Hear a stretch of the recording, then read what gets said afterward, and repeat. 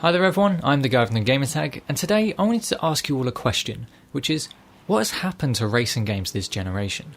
Now, I will be addressing this specifically to PlayStation 4 racing games. I haven't got an Xbox, so I can't comment on the games that came out on that console. But for me personally, racing games this generation just really haven't lived up to what I'd hoped they could be. Now, some context, I started gaming on racing games. The first ever video game I played was LEGO Racers on the PC, back in the days when PCs were about the size of suitcases. Then I spent a lot of time playing the Burnout games on PlayStation 2 before getting into Gran Turismo, playing Gran Turismo 3, 4 and 5. Although my favourite racing game of all time has to be Race Driver Grid by Codemasters. Now this game was an evolution of the Toka touring car games, which I played one of those on PSP, but Grid for me was just a fantastic game. The career mode was top notch. We had really well programmed AI that fight you, they would throw random moves up, they would spin out on track, and although there was a system behind it, it felt like you were actually racing against these cars, and it was challenging. The damage system as well meant that if you were driving badly and hitting walls or hitting your competitors too much, you would take damage, which made it even harder for you to try and win that race. And it just added that little bit of risk. You could send it round a corner trying to take as much momentum as possible, but if you get it wrong, you could penalise yourself for the rest of the race. And that kind of balance made it really satisfying to play. And then the events like the 24 Hours of Le Mans, also your race engineer, who was the right amount of enthusiastic, and the music for the game was just fantastic, and it made it a really enjoyable experience for me. And then the multiplayer as well was absolutely top notch. It's possibly one of the most positive games I remember being on. It had so many people that were just willing to talk and just have a laugh. People got angry when people would just start ramming all the time, but it was just a lot of fun, and it was one of the online experiences I've enjoyed the most during my time gaming. But fast forwarding to PlayStation 4, the racing games that have come out for it just don't seem to have lived up to what I'd hoped they could have been. Now this is going to cover Project Cars, Gran Turismo Sport, Grid 2019 and the Wipeout Omega Collection, because these are the racing games I've been playing during this console. So after 2 or 3 years of having a PlayStation 4, Project Cars was announced, and I really liked the look of this game. It had what was supposed to be a very realistic physics model, it had pretty good visuals, and the game overall just looked interesting. It looked like something I wanted to play because it looked like it would be quite challenging to learn the physics of this game. And when I first got it, I was really enjoying it. As you'll see on my channel, there was a video I made about it, saying how much I loved the game and how I was only scraping the surface of the content, and that was true. At that time, that was how I felt. But a couple of weeks or a couple of months after making that video, the game really started to lose my interest. Partly that was just because of the progression in the offline story mode, in that it doesn't really feel like you're progressing. If you're not winning every race, you're not getting the invitations to new events, so you're not trying out new parts of the game. And so when I was messing about with the difficulty, trying to make the game challenging by making the AI nearer to my own driving level, it meant that I wasn't winning races as much, so then I wasn't progressing and wasn't getting invited to new things. So that was not very helpful. And also because the game is trying to be a bit more realistic, where you have seasons, the problem with that is that they didn't communicate when a season started and when it ended, so I was constantly confused as to where I was in this game and where I'd progressed to, and it just felt like I wasn't progressing at all. And so eventually when I did start winning again and getting invited to new events, they came with their own issues. One of those being that in some of the categories, there are some cars that are categorically the worst car for that category. I remember doing a hatchback series, which had BMW 1 Series, Mercedes A-Classes, I think Ford Focuses and Renault Meganes. I'm not sure if the game gave me a Renault Megane or I selected it, but it was categorically the worst car in that series. And this was exaggerated at Circuit de Catalunya, where after qualifying, and this is no word of a lie, after the qualifying, the grid lined up like this. You had all of the Mercedes A-Classes, followed by all of the BMW 1 Series, followed by all of the Ford Focuses, with me at the front of all of the Renaults. It was that obvious as to how the vehicle performance was behaving in this category. So it meant that even though I'd gotten into this new series, I then pretty much couldn't win it because the car was just the worst one for that series. Also, there were some issues with setting up pit strategies. If you want to set up a high fuel strategy so you could just practice driving this car on the circuit for as long as possible, when you got to the race, you still found yourself with like 50 litres of fuel, so your car seemed to weigh about the same amount as a small planet, and so you just had no chance of moving up the field, which was really frustrating. But then the final nail in the coffin for this game was when I was doing a Audi R8 race on Alton Park. Now, I was quite enjoying learning this series, but unfortunately the game had other ideas about how my performance would go in this event, because I personally don't like to use manual gearing. I use automatic because I play on a controller, and so managing the gears as well as controlling the car can become quite difficult, and I find it very easy to lose control if I'm also taking control of the gears. So I had manual gearing on, but annoyingly the game decided that on every corner you were taking it at 4th gear. You would never change below 4th gear, so I was then having to manually override the gears just so I could be competitive. This isn't a case of, I went down to 5th place instead of 1st place because the gears were changing. This was like I was losing 3 seconds a lap to the second last place car because my car would not change out of 4th gear. It was that extreme, and it was infuriating because I was having to fight for control with this car because I had to override the gears if I wanted to be even remotely competitive, and it meant it was a completely frustrating experience. And ultimately it was just the last nail in the coffin. There were just a few too many bugs in this game, and the lack of clear progression just meant that it wasn't satisfying to play through the career mode, and so ultimately I ended up leaving it alone. Then a couple of years later, Gran Turismo Sport was announced, and this was a game that I was excited for. I spent years playing the Gran Turismo games. It started with Gran Turismo 3, where me and my dad had some hilarious times tuning up cars. We ended up, I think, with a 600 horsepower Toyota Yaris, which genuinely could outperform Mustangs. It was hilarious.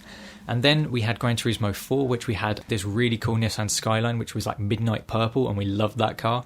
Then Gran Turismo 5 came out, and I had a lot of fun playing that game. I skipped Gran Turismo 6 because it really didn't look like much of a difference from GT5. And then eventually I also went back and found copies of GT1 and 2 which I could play on my PlayStation 2. And so this series has been a massive influence on my time gaming. And so Gran Turismo Sport coming out seemed like a really good game for me to play. I could get into the career mode again and have that enjoyment of getting a really beaten down car at the beginning and working my way up to get race cars by the end of it. And that progression of starting with almost nothing and just building up, winning races, starting new events, and just working your way up the ladder is what made the career mode so exciting and so interesting. And also the licenses added that little bit of extra flair and challenge if you wanted to earn a bit more credits in the game. And so it was that kind of gameplay that I really enjoyed. But unfortunately, GT Sport was not designed like that. GT Sport was designed primarily for the multiplayer, which in Gran Turismo, I just don't find that interesting. It was designed for competitive multiplayer. You had the scheduled races, which were okay. I tried them a few times, but it wasn't anything I was like, I have to log on and do that today. And so when they eventually added open lobbies for players, the problem with open lobbies in Gran Turismo is everyone wants something specific, so lobbies is really like trying to find a needle in a haystack, trying to find a lobby you'd actually enjoy. So I didn't really enjoy the online, and because the game wasn't designed around a single player and it was added after release, it really just felt like an afterthought. There was no progressing yourself from the bottom. You just get given race cars for logging in. You can be given a really high performance car just for turning on the game.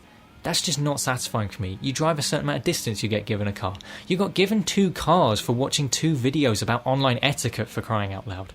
It just seemed to give everyone a car like the Oprah Winfrey meme, and it just wasn't a satisfying game for me to play. So ultimately it lost my interest very quickly, and that was a big disappointment for me.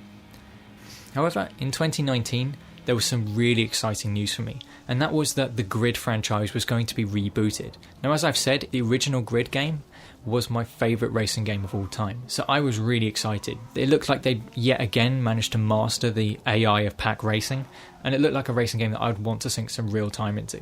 And so I ultimately got that for Christmas that same year.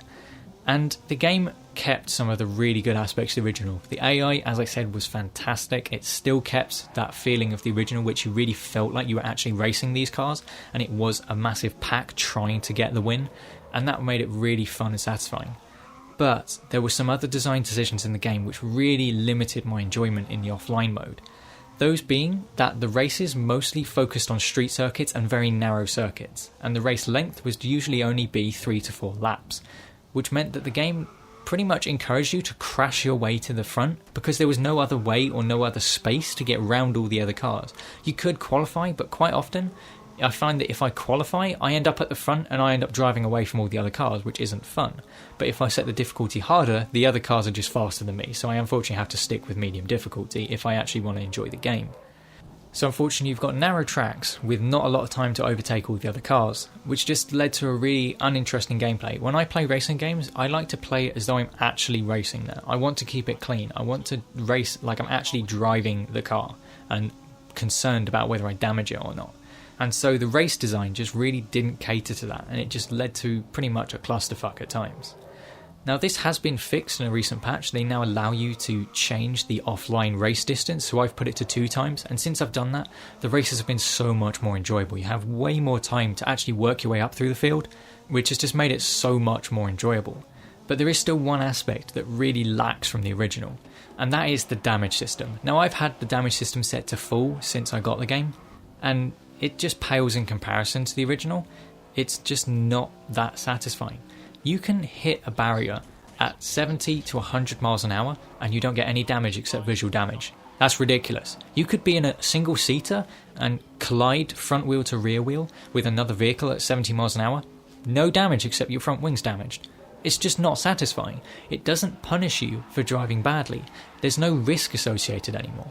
Back in the Toka touring car games and the original Grid, if you wanted to send it round a corner, trying to gain that extra distance on the car ahead, but you got it wrong and hit the barrier, that would penalise you for the rest of the race. You had to properly assess whether the risk was worth it, as to whether you went for that move. And that made it so much more fun and satisfying and tense. You had the stakes of it. Were you going to ruin your race and your championship by going for that one move? But in this game, you don't get really punished for anything. As you're seeing in this footage in the background, I had a massive shunt, and this is only the second time I've had suspension or engine damage occur on my car. But here's the question I had when this was happening in the race.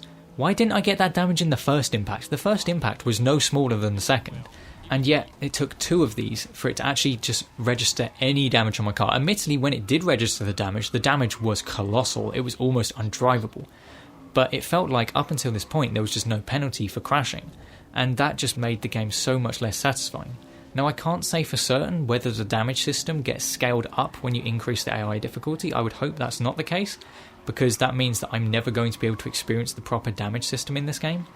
But it just doesn't feel satisfying. It just feels a little bit dumbed down from the original, and so I really hope in future they could change that, because I feel like if they allowed players to increase the amount of damage they take, that would make the offline mode so much more satisfying for me as a player. It would introduce some risk to it, which is what I would really like to see from this game. But overall, it's been fun, I'm enjoying it, I'm still playing it, but I just can't come to a verdict on what I really think of this game. It's got some really good aspects from the original, it still has its own identity, separate from its predecessor, but it's just got some aspects that I can't overlook that really do reduce the enjoyment of this game that I have.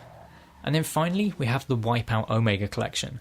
Now this is a little bit of an unfair comparison, because this is a remaster of, I think, 3 of their previous games. But it just keeps the identity of them, and it's the identity of this game which sets it apart from everything else. This game is a spaceship racing game where you can also combat the other ships as you're flying around. And what it really is, it's just absolute chaos. It's fun, it's frantic, and it's just a bit crazy, and that's why I love this game. It's just mad, it knows what it wants to be, and it just does it. Now you've got the basic race modes where it's just be the first one across the line. You've got a time trial mode, which is go 3 laps around a circuit and try and beat the target time. In fact, the time trials are fairly challenging, because if you want to get the elite pass, which is essentially like a gold medal, you have to pretty much get a clean, perfect run. It is quite challenging, and I do like that. That's one of the aspects I've really enjoyed about this game, is that the mixture of chaos and skill required to fly the ships means that it is challenging and it is fun to play. It's not necessarily the most difficult game to pick up, but when you factor in all the power-ups which can screw you over at any point during the race, and also managing them, when do you want to use yours, or do you want to use them to recharge your ship's shields, and also the requirement of mechanical skill to not be hitting the barriers all the time, just makes it challenging enough where it's satisfying but still completely crazy.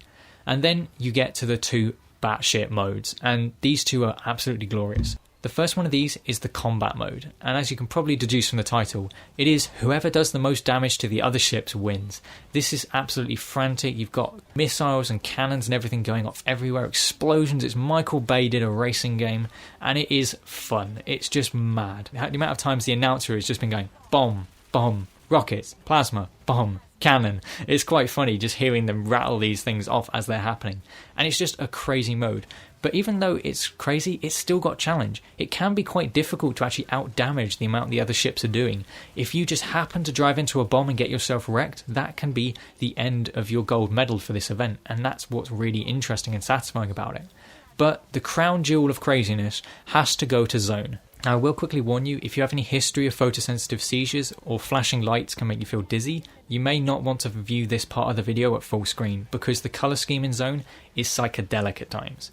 So, as I've just said, when you spawn in, you can see these crazy colours on this track. And the premise of this mode is that you have to fly around the track for as long as possible. The only way you lose is by hitting the barrier too many times and reducing your ship's health to 0. Now, with the crazy colour scheme, you can see, okay, I can see the challenge here. You've got to deal with this crazy psychedelic colour scheme of an acid trip as you're flying around. That makes it difficult, but there's one other catch. The longer you drive your ship around this circuit, the faster it gets. Your ship is accelerating the longer you're driving, and that's what makes this mode crazy and fun at the same time. You're trying to deal with the ship that's getting faster and faster. At first you start getting a bit cocky, like, yeah, I've got this, I can chew this, I can do this all day. And then all of a sudden the ship starts getting to like Mach 0.5 up to Mach 1. It's like, I don't even know what colour Wednesday is at this point. And so you're just there, just going crazy, just trying to keep this ship on the circuit. And it's just one of those modes which is absolutely nuts. But it's just so much fun because it's mad. I almost feel like I want to do a drinking game with this mode because it's just absolutely nuts. And so it's one of the crown jewels of a game that has an identity and just does it and nails it. This game knows what it wants to be, and it's got the right mixture of arcadey chaos and skill required to fly the ships and also use the power-ups effectively. It just makes it enjoyable to play. I'll admit, I don't play it a lot. I'll go through a week or two where I play it quite a bit, and then I won't touch it for a couple of months. But each time I go back, I really do enjoy playing it. And that's why it's one of the few games that has stayed installed on my PlayStation 4, because I think it's worth keeping it there, because I enjoy it every time I play it. And that's why I made this video, is because I feel like personally, racing games just haven't delivered what I've been hoping for this generation. And maybe that's just me. Perhaps my taste in games have changed and it doesn't match what racing games are now providing. But I just feel like a lot of them have been dumbed down, or in the case of Project Cars, it was a good vision and it was a good concept, but the execution and the amount of bugs in the game just really ruined the experience. But I'm interested to hear what you'll think. Do you play racing games, and have you had any of these experiences? Or perhaps are you enjoying them? Or maybe even have I missed a gem of a game that I haven't played this generation? But I do hope you enjoyed this video. If you have enjoyed it, please feel free to like and subscribe if you want to see more. Also, feel free to leave your thoughts in the comment section down below. I'm always really interested to discuss this with people and laugh at the people who just like to say you're an idiot. But anyway, I've been the guy with no gamer tag, and I'll see you on another video.